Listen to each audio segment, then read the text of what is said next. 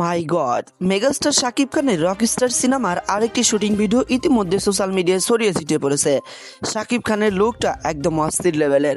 Megastar Shakib Khan মানে ভিন্ন কিছু, মেগাস্টার শাকিব খান মানে ভিন্ন ভিন্ন চরিত্রে অভিনয়।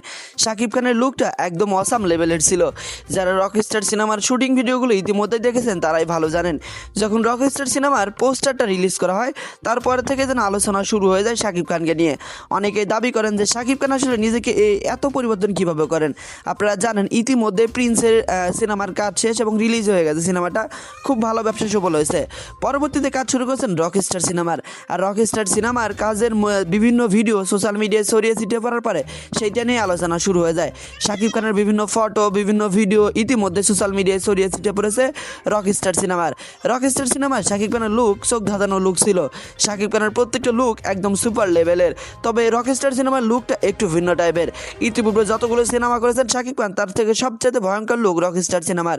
ইতিপূর্বে বরবাদ, তাণ্ডব, সোলজার সমস্ত ছবির যে লুকগুলো ছিল সেই লুকগুলোর থেকে এই লুকটা একদম ভিন্ন লুক।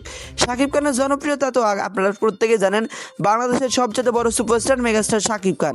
আর তিনি যেখানে যান তাকে একটা নজর দেখার জন্য অনেক অনেক দর্শক হাজির হয়ে যায়। ঠিক তেমনই তিনি কোনো সিনেমায় কাজ করলে সেই সিনেমার যখন পোস্টার রিলিজ পায় সেই সিনেমার পোস্টার নিয়ে আলোচনা শুরু হয়ে যায়। পরবর্তীতে সিনেমা রিলিজ পেলে সিনেমা দেখার জন্য তো দর্শকরা হলে উপসে পড়া ভিড় জমে।